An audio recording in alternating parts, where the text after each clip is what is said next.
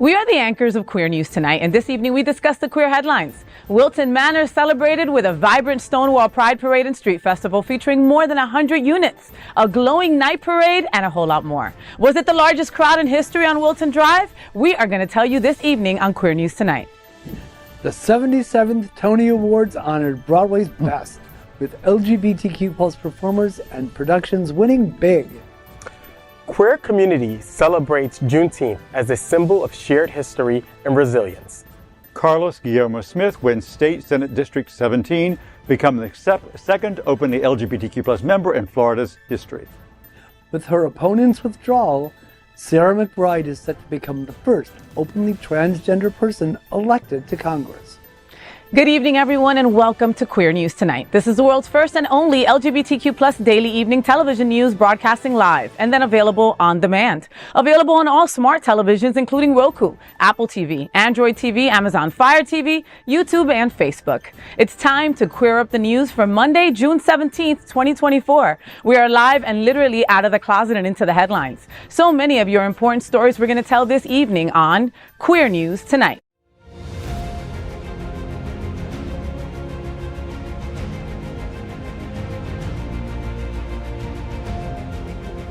This is the world's first live daily LGBTQ evening news show, literally out of the closet and into the headlines on Queer News Tonight. This is the world's first and only unedited live LGBTQ plus evening news show. Whatever happens unique in the LGBTQ plus news, you will see it and hear it. Hotspots Magazine Happening Out Television Network is a nonprofit 501c3 media company in the same model of PBS and NPR, but designed for the LGBTQ plus community. Our mission? To support the 11 pillars of our LGBTQ plus community. We want to inform and educate the key issues of our queer culture, the Black community, Latino, lesbians and queer women, trans, students, youth, seniors, HIV/AIDS healthcare, business, social justice, and faith. Help us support our community. We are part of one of the largest LGBTQ plus nonprofit media companies in America, Hotspots Magazine and Happening Out Television Network. In 2024, a magazine is celebrating 40 years of the LGBTQ plus experience, and our television news, talk, and entertainment shows support our mission to educate the LGBTQ plus community and broader community. So let's begin tonight's Queer News Tonight by meeting tonight's anchors. Let's welcome Dr. Edward Summers. He's the Executive Director of Pride Lines, Miami's LGBTQ Community Center. He served as a primary therapist and program director at Eye Care Treatment Center in West Palm Beach. He was also the founder and CEO of the New York-based nonprofit, The Thinkubator. Welcome back, Dr. Summers. How you doing, boo? Good. It's good to be here with this esteemed crowd here. I just want to talk about a couple of events coming up. Pride Lines. We have a couple of events. Tomorrow, June 18th, we have a hurricane preparedness workshop from 6:30 to 8:30. This is a program that we sponsor with Sage and Land the Living.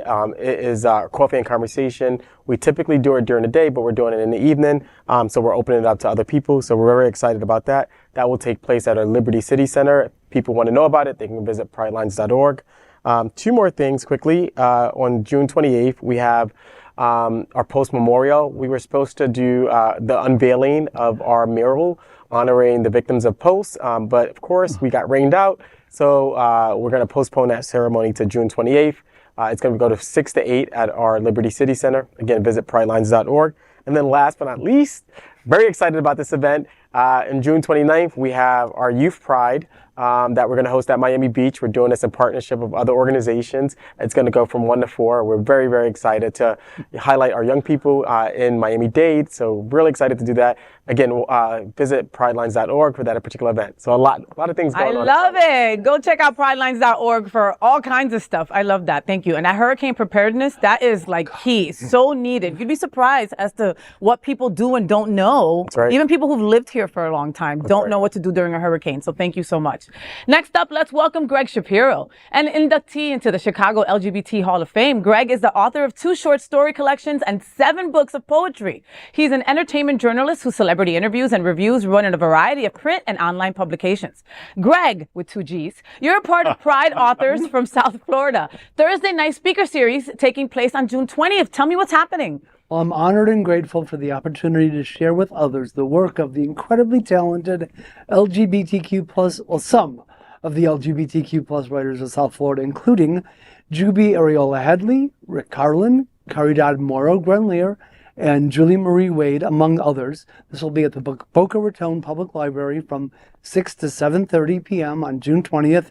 The event is free, but folks are encouraged to register in advance at the here we go. bocalibrary.libcal.com/event/111-24028. You're lying. Or just go to the website. How about you just go follow Gregg Shapiro on Facebook, and then he'll post the flyer there. It's all there and you'll be able to see it, Exactly. right? Right there. All right. Thank you so much, Gregg, with 2 G's. Next up, let's welcome anchor Terry Dyer. Terry's a longtime resident from San Francisco. He has helped lead some of the great names in our LGBTQ plus South Florida community, including SunServe, World AIDS Museum, and Can Community. He's also the author of Letters to a Gay Black Boy. He gives us an authentic, raw, and emotional look into his life, and all motivated by homosexuality, race, family, and love.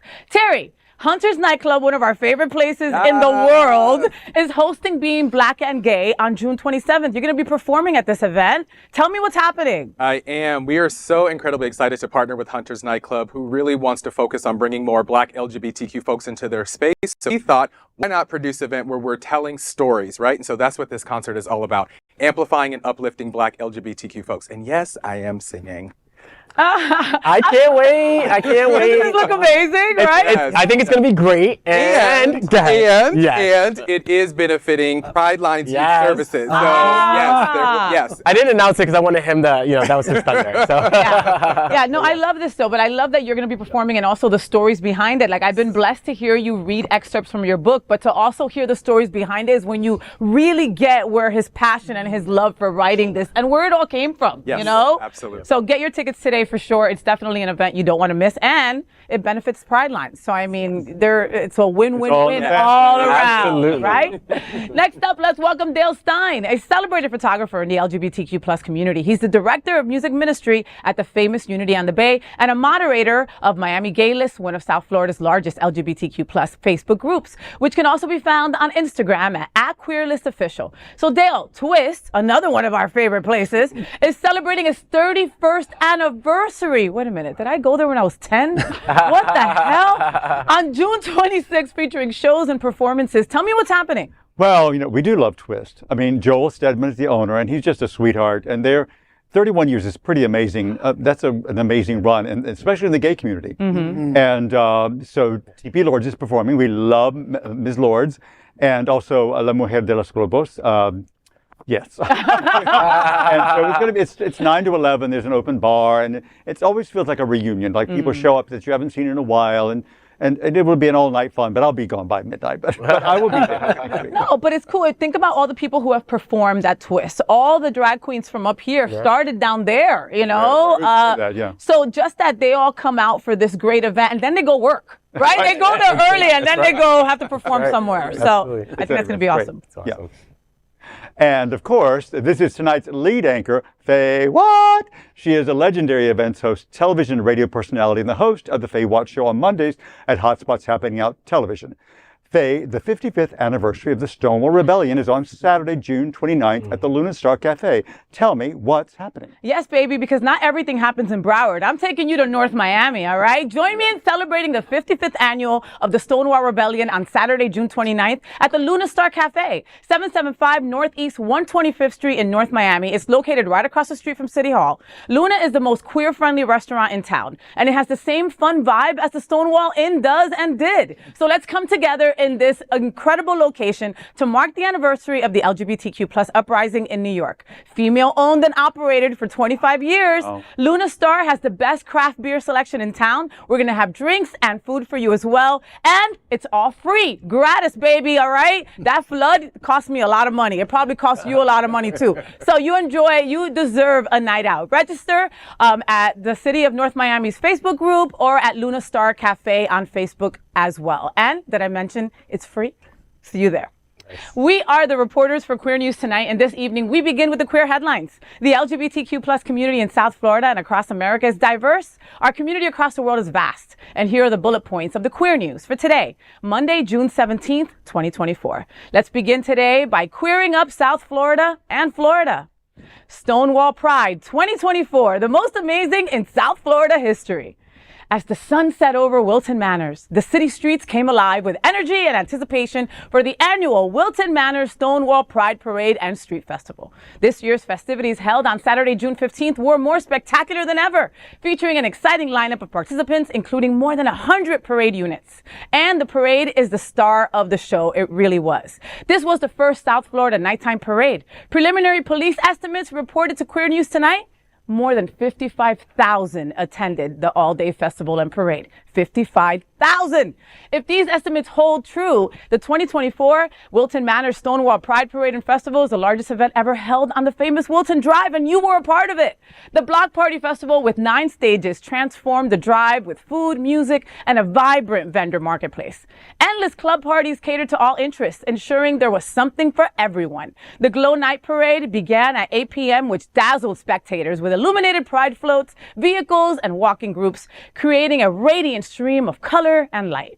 The event, covered live by the Happening Out television network on the main stage, offered both locals and visitors a unique opportunity to experience the spirit of Wilton Manors and our LGBTQ plus community. Special guests with stage and parade host Al Ferguson and myself included many highlights. Both the mayor of Fort Lauderdale, Dean Trantellis, and Wilton Manors Mayor Scott Newton, that was wearing a really cool boa, were special stage guests. At a moving moment was definitely with Ebony Crispin of AHF talked to us on their mission and especially the Florida AIDS Walk.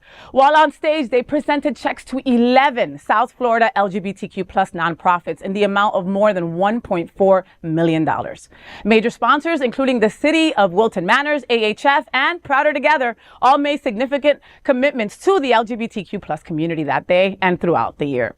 The celebration underscored the city's commitment to inclusivity and pride, making it a night to remember. AHF has helped raise in the LGBT South Florida community $3,424,747. That's amazing! Our mission is to provide people the kind of healthcare center that every single person deserves, because it is a human right, regardless of their ability to pay. So between our medical providers, our mobile units, our advocacy efforts, we are here to support every single person, every single community. Thank you for having me as always. And I'm so thrilled to be back at the best Pride Parade and Festival in the entire United States of America.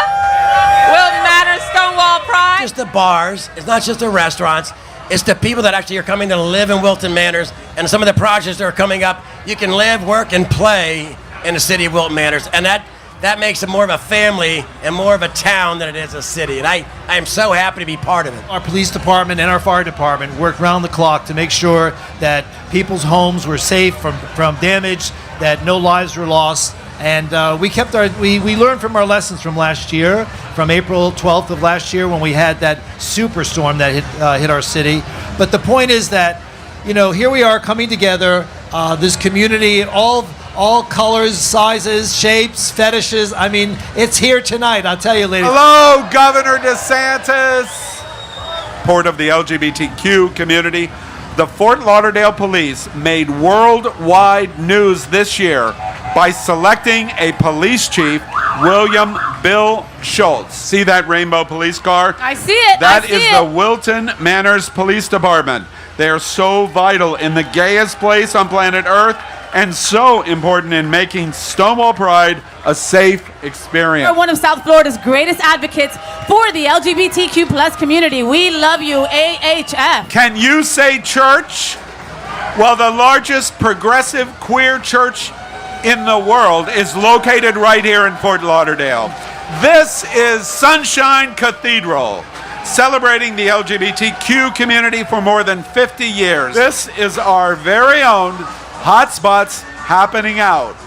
The largest LGBTQ plus media nonprofit in America is based right here in Wilton Manors, and it features Hotspots magazine, the events programming that includes Stonewall Pride, upcoming Pride Fest, and more than 30 annual events. The group has a nonprofit travel club, and of course Queer News Tonight and the FayWhat Show. Hotspots Happening Out is celebrating 40 years in the LGBTQ plus community in 2024. Wow. Okay, where do we even begin on this? Let's start unwrapping the present that was Wilton Manor Stonewall Pride Parade and Festival. What an incredible community event to see over 40,000 people. We said in the story it was close to 50,000 people representing all walks of life, like Dean Trentella said, right? All shapes, sizes, and fetishes, baby. Right? You know, but to see key people in our community, key organizations that we love, right? All represented. A 2-hour parade where, like we said in the story, the parade was the main headliner, right? People kept on asking, like, who's the headliner? Who do you have performing? We had Kevin Aviance that was incredible, right? But he came as one of the Grand Marshals, and he also performed. Tony Lima was also an incredible Grand Marshal, and the beautiful Miss Velvet Lenore that unfortunately was out of town. But, you know, a 2-hour parade that was nonstop, over 100 units. Like I said, yes, Greg with 2 G's, I said units. You know, I was on stage and I was, God, you know, honestly, it's an honor for me to announce the parade. It's an honor from someone that has been one of the 40,000 people on those barricades watching the parade to be on stage and be able to announce and comment on these organizations that I know and love, you know? Or I was like, girl, you got to stop shouting everybody out. I can't, right? Because these are, I know the people. I know her. No, but it's not even just I know them. It's, you know, I mean, Dale, like, I know what their work takes, right? I know that Terry is eating, sleeping, shitting what he does. I know that Edward is doing that. Oh, you know what I mean? So when I see them at the parade, I'm filled with so much joy because it's us. It's us and walking that parade. And real true pride. True pride. Personal pride and community pride, organizational pride. It was amazing, like you said. So many great organizations out there. I mean, like Starbucks, who have been such a big supporter, such a leader in terms of you know, their healthcare and what they provide to their employees. I mean, it was great to see, you know, organizations who are in the trenches, but then businesses who actually support us as well. It truly was a community event. I absolutely loved it. You know? To see American Express, to see Chewy out there, Chewy. JetBlue. And I didn't know what it was going to be, a night parade, glow in the dark type of thing. Who knew? That's a bold choice. It was a bold choice, but I think Wilton knocked it out of the park. First one. I don't know any other. Well, and especially since we had such a rough week, you know, folks at home, if you don't know, you don't live somewhere in South Florida, or if you don't watch the damn news, right? Because it was everywhere. We got about 20 to 22 inches of rain in different parts down here in South Florida. So what was Wednesday, Thursday, Friday was really rough for a lot of people down here, you know? So to see the sheriffs, you know, because Sheriff Tony was out there, Dean Trentellis was out there, all these big figures, the fire department was there. Amazing. A part of me was kind of like, if something happens right now, they're all here. Well, the parade was definitely luminous. It was unforgettable. Even the energy at the block party felt different. The mood, I think, was as celebratory as it was defiant. And the swag, I mean, they were giving this stuff out like Narcandy. I mean, they were lining up like kids at a Narcandy store. Oh, my God. It was the spirit. It was unbelievable. The city was on display that day. It really was on display. That was beautiful to see. Yes. And I love that they took a chance and did it at night. It was cooler, right? Everybody was out represented. Not as hot as the sun. I mean, that's a big thing. It's harder to photograph because if you use flash, you're going to blow out the twinkling lights, but so I'm just thinking as a photographer. But it's a great choice, though. It was great. The dancing was great. I mean, outside of Manor, I got to tell you, the DJs at Manor was lit. was lit. It was. They were so amazing. Everybody was just vibing. It was. Everybody just was such so a vibing. So many people Yes. outside of So many. the So I had to. No, the pride was priding. The pride was priding. I have to give a big shout out to Gary Santis over there at the Manor love because I love you, Gary. All right, I've known Gary for 20-something Forever. years, right? And so over at Voodoo Days, right? And so you could hear his voice outside a Manor going, okay, everybody, we've got to close the street. We got to open up the streets. Come inside, please. Yeah. We have AC in here. Oh my God. And okay, so I don't want to finish this story without talking about Ebony and talking about AHF, please, Yes. because that Oh my was God. such a high point, and that was how me and Al kicked off our broadcast was with Ebony from AHF, who is the biggest ally like in life. You know what I mean? Like I didn't know that she wasn't gay for like the first year I knew her. I had no idea. I met her husband Friday night. And then I met her husband and her kids, and I was like, oh, wow. You know, so she was able to present these incredible organizations, one being Pride Lines, right? Yes. Tell me about that moment, Ed. No, it was great. Honestly, it was great to see the other 10 organizations there standing in solidarity with each other as a community. We're all organizations who, you know, have a platform of fighting against HIV/AIDS and really combating it and preventing it. And so it was just such a monumentous moment where we were presented with these checks, these huge checks to our organizations to support our work. And we are grateful for AHS for matching. They matched, you know, what we raised for the Florida AIDS Walk. So a lot of organizations, you know, who are doing great work raised a lot of significant money that supports our work. And, you know, kudos to Ebony, like you said. She is an ally, an advocate, a lover of our community, really, really supportive. She, you know, this was a meaningful ceremony. This was great. And what I love most about it, though, is that the organizations, how we work together. Too often there are these competitive like lenses that we take as organizational leaders, but this is an event, Florida AIDS Walk, coming together with Pride and coming together for ceremonies like this is an opportunity for us to come together. And I love that, you know, because we're like at Pride Lines, we don't compete. Yeah. We're in this together with everybody. That's my belief. And I love it. My leadership. I love it. So I love this. I have to ask Terry because like I saw like, you know, I stalked Terry like many of you do, right? And I'm watching and he's away, right? And I'm like, Terry's away for Pride? What is going on, right? And then I see this fool there, right? And I'm like, did he teleport, right? How did he do this? Terry, why was it so important for you to make sure that you got off a plane and got your beautiful butt to Pride? It's my community. I had to be here to make sure that my community saw me, that I represented, that I supported. I have other clients that were here. Like I had to make sure that people knew, like just because I was away didn't mean I was going to miss my people, my community. So I love that. I love that. So if you walked in the parade or if you saw the parade or if you missed the parade completely, guess what? You can watch the whole entire parade on the Happening Out television network on all your smart televisions, or you can also go to YouTube. Okay. So if you love one of these organizations, if you want to see Edward without a shirt, just fast forward to the Pride Line stuff. Okay. But it's a fun time. Put it in the background while you're cleaning your house. All right. Trust me, you'll be running back and looking. Oh, the Mr. Boys. Oh, the boys. Oh. And so many of them are as sweet as they are pretty. And last year, I really missed our drag queens. I really missed our drag queens last year. So to see them as part of the parade in full force was that's just a really good point. Because last year was the big brouhaha. People were afraid. People were. Let's be real. Organizations were afraid. They didn't know what to do. That's a big deal. You know, that was huge. So Really good point, and we can't have Pride without our drag queens. No, they're such a huge part of our community. Part of our history. Part of our history. Really a part of our Okay. history. Always remember, right? Stonewall started with a protest. That's right. Next, let's queer up entertainment. The Tonys are still the queerest TV show ever, and here's the proof.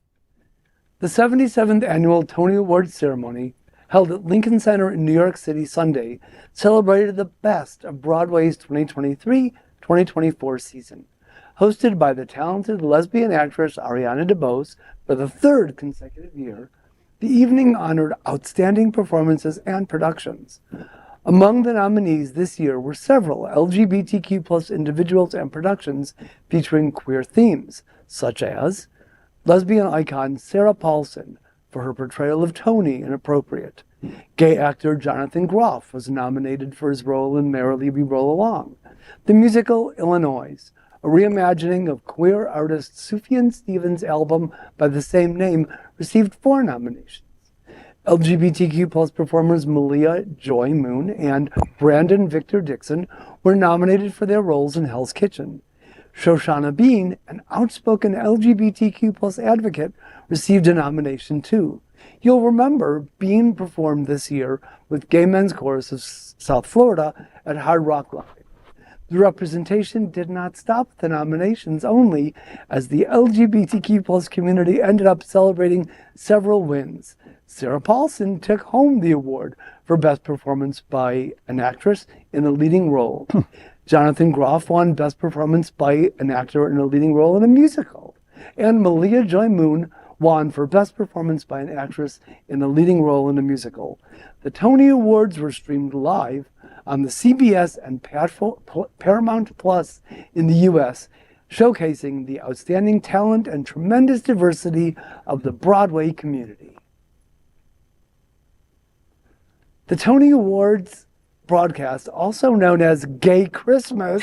Come on, you guys, you know what rarely disappoints. Right. And let's not forget to mention two other gay icons, multi-hyphenates, Billy Porter, who received the non-competitive philanthropic Isabel Stevenson Award, and George C. Wolfe was honored with a Lifetime Achievement Award in Theater from Tony Awards also. On a humorous note, the gays also didn't hold back on social media, especially when it came to Hillary Clinton's choice of donning that bedazzled caftan. Was it bad? Was it bad? When she was there to introduce a musical number for Suffs. But nevertheless, she looked glamorous. Aww, okay. Well, I have to ask Terry, because I was like, Terry, did you see the whole thing? I did the pre-Tonys, I did the post-Tonys. I even saw when Billy Porter smelled his armpit. I was like, what? What were the gayest parts, you think? I mean, I know as a whole it's one of the gayest nights, but what stood out to you, Ter? Phenomenal performances. Phenomenal performances. Several of these musicals and plays I had not seen yet, but now I'm like ready to run back to New York and see them all. Right? There's so much about LGBTQ stories and life in a lot of these plays. Alicia Keys' Hell's Kitchen, that performance was phenomenal. It had her and Jay-Z, and the crowd went crazy. And her with no makeup. Why? It's not fair. It's not fair. And still stunning. Beautiful. Gorgeous. Right. Gorgeous. It was an incredible show. Well, and can we talk about Ariana DeBose? She is just so gorgeous and so beautiful. And I want to... What you call a triple threat. She is a triple threat. She really is. And I want to make the correction because she identifies as a queer Afro-Latina. Okay, so I want to make sure that that's said correctly because, you know, I would be mad if somebody called me something else, right? So, and, you know, so you're an Afro-Latino. Yes. Right? You know? Listen. It's like looking in the mirror. I'm in love, like, to be honest with you. Like, listen, if I would go straight or whatever she wants. Queer, whatever. Like, she is stunning. I'd be all over it. I mean, she's gorgeous and did such a great job. You know, I watched some highlights from it and just such an amazing person. For a great light, and I'm glad that our community is like highlighted to have representation. What I think what's fantastic also is that theater and theater folk, we've always been gay, and we've always been gay. It's just now becoming more, oddly enough, not just acceptable, but more celebrated. And more outwardly celebrated. As opposed to just being kind of like, oh yeah, they were gay, the gay ones, you know, they're doing the hair. Of course he's gay, you know, so it's a new day. It's part of the conversation a lot more. Part of the conversation, Like we're at the table, and because we're in the script, we're in the story. We're in the story. And we're in the stories. Spotlight. The stories are our stories, you know? And it's amazing how modern the nominees this year, the Sufjan Stevens thing, stereophonic, very modern, like super hip, and the Alicia Keys show. I mean, this makes me really happy. And also much more diverse and inclusive. Saying that as a white cis man, you know, it's such a relief, and it's so pleasant to see everyone celebrated. The play that won for Best Play, the gentleman who wrote the book is African American, and he literally highlighted his husband, and so the camera went right to his husband. I love so now that's all over social media too, right? I love that's an incredible moment. It really is, but it also makes me sad because in the same breath, I remember I had just recently read about the government funding that was being taken away from arts and cultural events here in South Florida. 32 million, I think it is. Absolutely. 32 million. And I was like, I mean, that's our love, that's our foundation. I remember being a kid in New York and cutting school to go to Broadway, right? That's where I saw other queers. That's where I saw myself when I didn't see myself on TV. It was on a Broadway stage, you know? I mean, go watch the Tonys. It was fantastic. Absolutely. Next, let's queer up Black culture. What does Juneteenth really mean? And is it an LGBTQ plus moment? We have heard much about Juneteenth in recent years. but often the LGBTQ plus community does not fully understand its meaning. Juneteenth, celebrated on June 19th, commemorates the emancipation of enslaved African Americans in the United States. It marks the day in 1865 when Union soldiers arrived in Galveston, Texas, announcing the end of slavery, 2 years after the Emancipation Proclamation.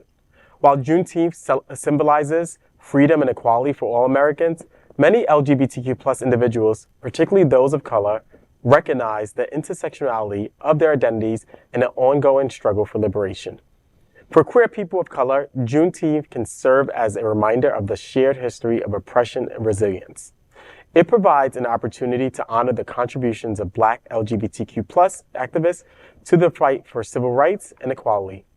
In essence, while Juneteenth may not be specifically an LGBTQ plus moment, its significance in the broader context of social justice resonates deeply with many members of the LGBTQ plus community who continue to advocate for equality and acceptance. The act of finding joy and happiness in the face of oppression is a profound form of resistance, reminding us that we are more than the discrimination and trauma we endure. This is such a great story. I'm glad that this has come to the light in the last 5 or 6 years. It wasn't until 5 or 6 years that we started to celebrate Juneteenth. Right. Okay. That it came to light. Made it a holiday. And it's a federal holiday now, which is great. And we're seeing many celebrations here. We saw the first Juneteenth celebration this past Friday in Miami Beach by the Legacy Builders Incorporated. I was there photographing. That's right. Dale was there. That's right. We're going to see another one on Juneteenth, the federal holiday here at No Manners. Yes. I think I'm emceeing it, actually. I just got told. Voluntold. I'm emceing it, which is great. But it really does highlight a significant part of our history. Think about it. 2 years later, is when people in Galveston, Texas realized and figured out that they were free. 2 years later. 2 years later, after the Emancipation Proclamation was signed. So it is a significant moment. It is a moment to be proud of. It's a moment to celebrate. And it does have implications for the LGBTQ plus community, right? It opened the doors for all communities to be free, right? And so this is a great celebration. It's a great story. And looking forward to the event at No Manners. I know you're going to be there as well. I'm going to be there, right? Yeah, I'm going to be looking at you from the audience going, you're going long. You're going long. Right? So I'm emceeing it. So I'm just keeping the vibe going. You should be emceeing it. That's your job. I told them I'm not emceeing. That's not me. Don't get him. Don't get him. You'll be fine. I'm going to take my cues from Faye. You will be fine. You will be fine. You're always great. Don't worry. Just remember, Terry does 3 minutes and then he's out. I'm just saying. Get the hook. Right? Okay. So going back to the story, the line that really got me in the story was the act of finding joy and happiness in the face of oppression is a profound form of resistance. Yes. Right? How does that wash over you, Terry? Well, for me, this day to me sort of set forth who I was going to be and what I was going to stand for in this life, right? I love that. I was born on this day. My birthday is Shut 13th. the front door. Yes. So it makes sense as to who I am and what I stand for in our society, in our community, right? It was in the cards, right, that I was going to be a person that focused on oppressing and trying to uplift our oppression from the people that looked like me, right? So I am a person that's been celebrating this day since birth. So, and you've grown up in literally that family knowing because so many people had no idea what Absolutely. Juneteenth was before. Growing up, my family specifically made sure every Juneteenth I was at a community celebration in a park. Oh my God, amazing. Made sure, absolutely. And that long time coming, federal holiday. Yes. Was about time. Right? Thank you, Biden, for that. Thank you. So question to both of you, right? To people that don't know what to do for Juneteenth, right? Or are like, well, I'm not black, so maybe I shouldn't be celebrating it. Like, what do you, because those questions do arise, right? Absolutely. What do we tell them? What do we tell someone who tells us something like that? To me, it's about our shared history. It's about the fact that this was significant for all people. All people are different, right? Because we could very easily, the other could be oppressed, right? If you're not white, cis person, you could very easily be oppressed. And so I think this is a celebration for all people. It doesn't matter if you're black or not. This is about our country's freedom. This is about all people being free and equal in society, right? And so that's what I would tell people is that it's just not just about black people. It just so happened that we were the ones enslaved, right? But, listen, you're Italians, you're darker, it could have very been the Italians. It could have been the other different groups, right? It could be anyone in our society. This is about this historic moment, celebrating our freedom, celebrating our liberation, but just for all people, I think. That's my message. I agree. For me, I try not to, and as you were reading it, I was starting to feel myself get a little like chills and choked up, because this day to me means so much. And it's not about like, oh, I can't be a part of the celebrations. I can't go to the Legacy Builders barbecue. I can't go to the No Mariners event. You're an ally. There's a level of oppression for all of us, right? Like we're kind of being oppressed now, right? From a political perspective. So just find ways to celebrate and enjoy a day, right? It's not necessarily something I've heard people over years say, oh, I get a day off.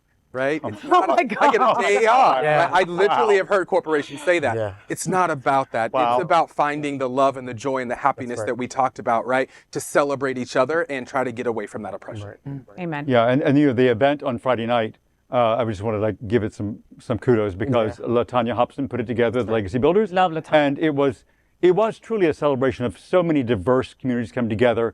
And you know, one of the honorees was a white boy, Jeff Oliveira, one of our. You can't call him white though. He's Italian. Yeah. I mean, his last name is Oliverio. Yeah. But, like, you know what I mean. You know what I'm saying. His middle name is Ravioli. Love Jeff. Spaghetti Mangiano, whatever. But and we spoke about earlier, Ebony Kristen, who was one of the award recipients, and her speech spoke so much to that note of everyone being involved, and that she is there for every single one. That's right. And it really brought it all together for me, her speech. It really did. So, love it. Yeah. Fantastic. Next, let's queer up politics. Revenge on DeSantis as history is made with Carlos Guillermo Smith elected to Florida Senate. Former state Representative Carlos Guillermo Smith, endorsed by Equality Florida Action PAC, has clinched victory in the race for State Senate District 17. This historic win makes him the second openly LGBTQ member to be elected to the chamber in Florida's history. Voters have rallied behind Carlos, sending him back to Tallahassee to uphold his progressive values and continue fighting for the rights of all Floridians. Known for his unwavering stance against Governor DeSantis' agenda, Carlos has consistently exposed lies and hypocrisy, even taking legal action to ensure transparency and accountability. While Smith was a member of the Florida House, DeSantis and the GOP redistricted his seat and then spent a substantial amount of money on a first-time candidate against him. The efforts were successful, as he narrowly lost his bid for re-election. So this time, despite facing immense opposition from the Republican Party, including millions invested to flip his seat, Carlos has emerged stronger than ever. This resounding victory not only repudiates the governor's extremist agenda, but also reaffirms the electorate's desire for strong leadership that stands up for parents, children, and educators. As Carlos prepares to take a seat in the Florida Senate unopposed, his victory stands as a testament to the unwavering support and respect he commands from the voters in his district. Smith has been a guest many times on Queer News Tonight. Senator-elect Carlos Guillermo Smith joins Senator Severin Jones as the two LGBTQ+ state senators in Florida.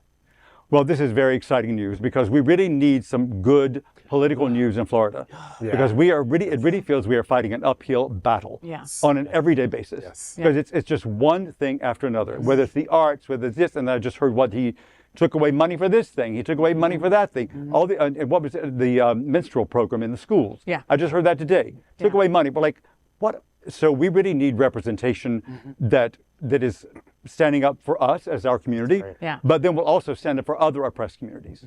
Of course, because he's Latino also, and Carlos Guillermo Smith doesn't take shit from nobody, all right? It's plain and simple, I'll say it like that. He is on the same train as Chev is, right? They've got to be stronger. They've got to be blacker and browner. They just have to be. It's just how we're going to get ahead,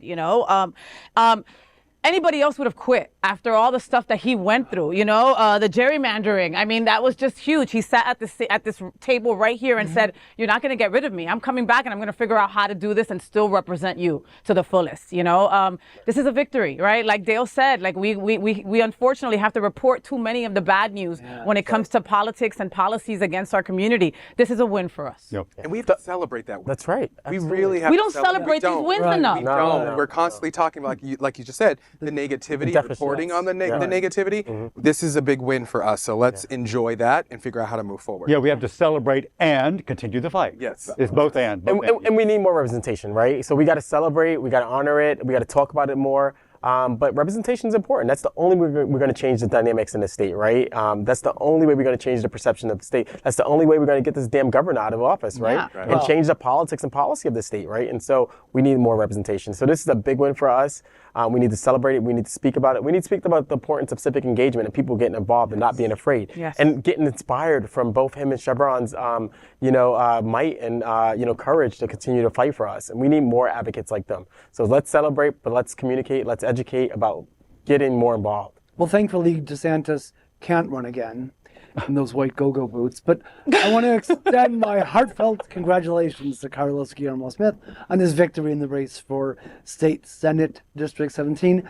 May Smith and Chevron Jones, Smith and Jones, I just thought about that. May they continue to ensure that our voices are heard. That's right. Next, let's queer up trans rights.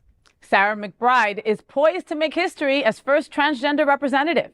Last week, the sole remaining challenger to Delaware State Senator Sarah McBride, in her bid for the state's solitary U.S. House seat, withdrew, effectively paving the path for McBride to potentially make history as the first openly transgender individual elected to Congress. At 33, McBride also stands to become the youngest person to represent Delaware in Washington since Joe Biden's senatorial inauguration in 1973 at age 30. Eugene Young, Delaware's former State Housing Authority director, announced his departure from the race via email to supporters. His decision was not accompanied by a specific reason or an endorsement from McBride. With no Republican challenger emerging in the heavily Democratic state, McBride is poised for a historic victory in the general election on November 5th. Following Young's withdrawal, two significant endorsements swiftly followed suit. Lisa Blunt Rochester, the current holder of Delaware's at-large congressional seat and now a candidate for the U.S. Senate, voiced her support for McBride, along with an endorsement from U.S. House Speaker Nancy Pelosi. A year ago, McBride entered the race. As the former press secretary for the Human Rights Campaign, she made history as the first openly transgender individual to address a major party convention, stepping onto the stage after Hillary Clinton's nomination in 2016. McBride's journey includes internships at Barack Obama's White House and a role as a staffer for Delaware Attorney General Beau Biden, forging a lasting bond with the Biden family. McBride's election to Congress is a historical moment in LGBTQ plus history. So we were just talking the last story about Carlos, right? About Carlos Guillermo Smith and that being a victory for us in LGBTQ. This is another one, baby. And we've got to do this one really loud and proud. No one has taken more heat than our trans community siblings. You know, it is just nuts. And we've all got to stand with the T at all corners during this year, especially it being an election year. So, and I'm happy that people are coming up and endorsing her, right, and doing the right thing, you know. And did we expect for Delaware to be leading the way? Well, you know, in forward thinking here, you know. I mean, I think so. They gave us Biden. It's always pretty If the weather was better, it'd be kind of a nice place to live. I mean, Rehoboth Beach is there. It's pretty groovy. But I love when LGBTQ plus history is being made, especially during Pride Month. Yeah. And also, I think, I just lost my train of thought. I think I had something so important to say, but no. But to the point, this is significant. We have to scream loud about this because this is history being made. Yes. She's joining my buddy up there from the Bronx, Richie Torres. I love Richie Torres. So we're trying to get him in bed here with Faye. But no, this is historic and this is great. And we need more people, more diverse voices in Congress. And yes. Do you think it's that we're having a backlash against the backlash? Does that make sense? Because there's been a backlash. I mean, ever since Obama, there's been a backlash. You mean like the pendulum coming back? You mean? It feels like it might be trying to. Or the conservatives will be. What do you mean by that? I kind of mean by there's more backlash by having a trans person. I mean, it just feels like the pendulum is trying to. There's more ebb and flow than there was maybe a year ago. Yeah. Sure. When it felt like, oh my God, it's just going so far right. Sure. Yeah. I mean, that struggle to the right is still happening. Yeah. But I feel like make them angrier. I feel like we're moving back. Pulling back. I'm just feeling a little more ebb and flow in it, which is at least something. No, it's something.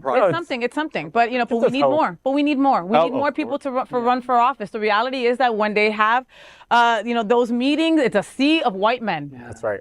Okay, and then like a handful of other, which is all of us, all right? So we need more of that. Miss McBride, congratulations, baby. Yes. Kick ass, all right? Get it, girl. Yes, you got supporters right here. We love you. That's right. Tonight's broadcast is presented by viewers like you and the generous support by Visit Lauderdale, everyone under the sun.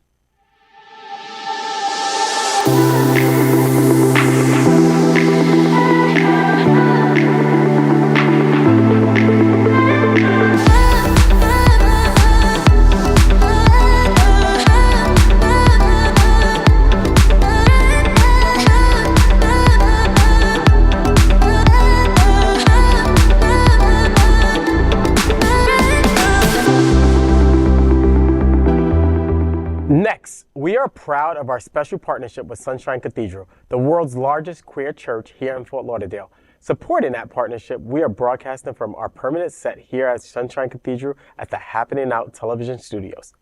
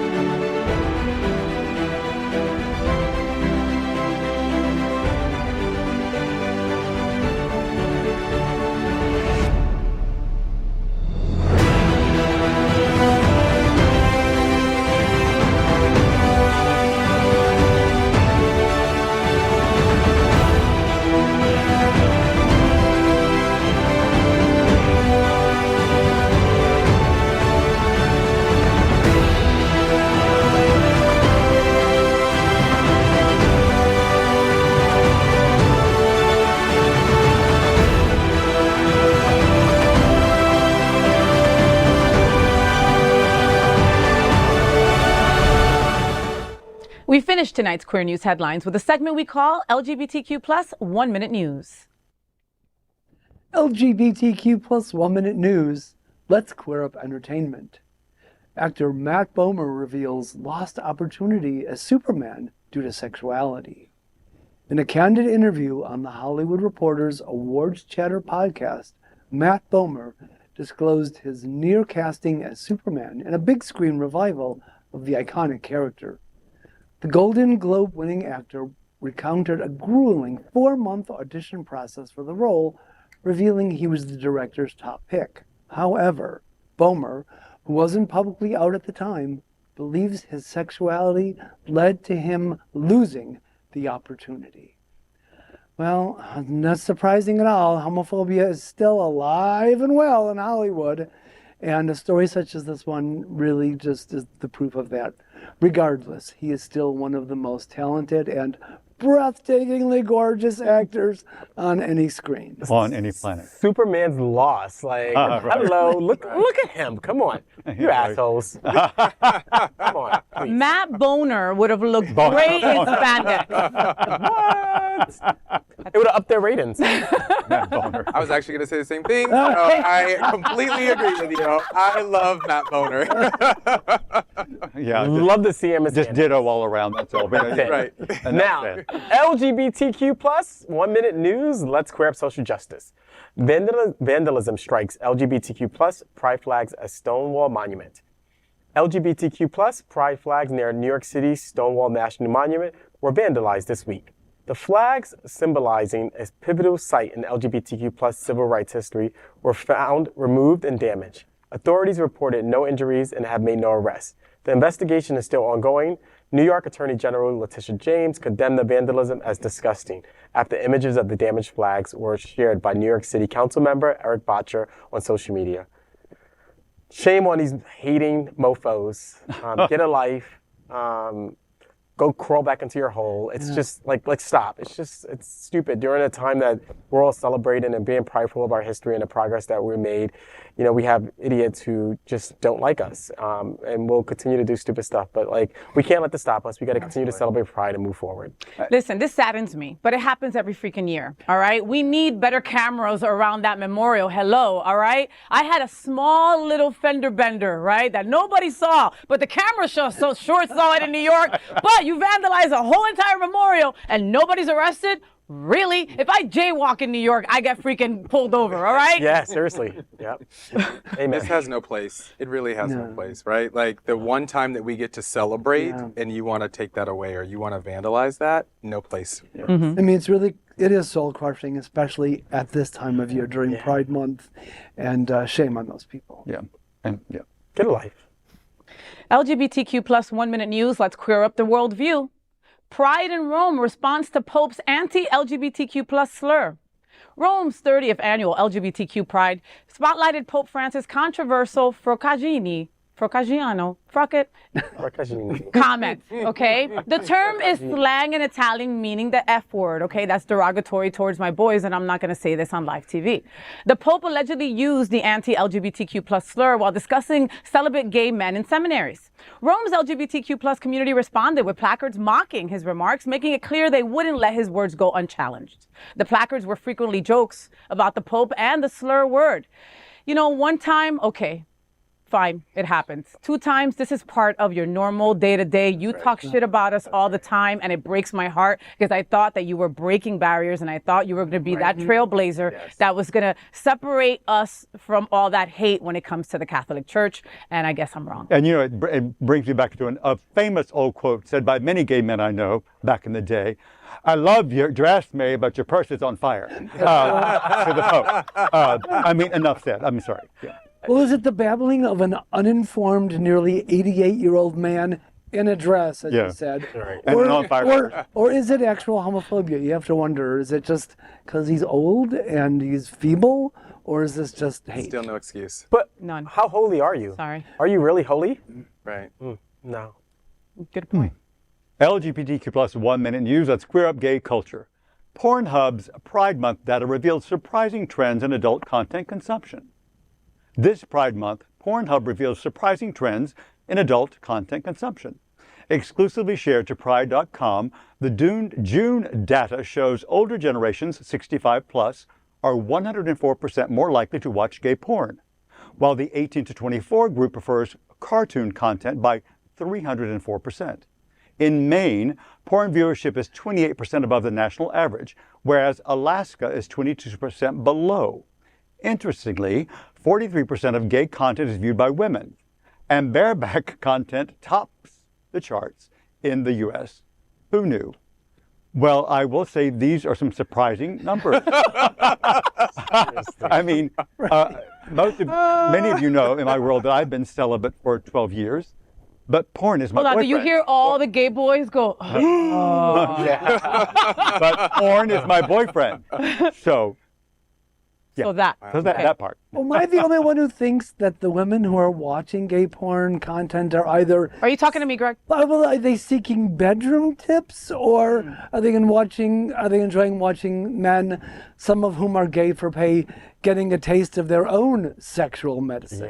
Yeah, good point. Okay, good. Good point. Listen, I can't get into the cartoon porn. I can't. More power to you, right? I don't know. It makes me cringe. And again, no shame. No shame. If that's your thing, please don't send me mad emails. I get enough of those, right? I can't get into it. So whatever you like, it's your house, boo. Enjoy, right? But I am part of that 43% that watches. I only watch gay men porn. Really? And I enjoy sex with my wife. You have no idea. But there are times that I'm like, all right, this time you be Terry, all right? Why you like gay men porn? I'm just curious. It's sexy to me. Okay. I don't want to do anything with the parts that both of you have. No, it's not the Amazon guy. Hey, I've got a package for you.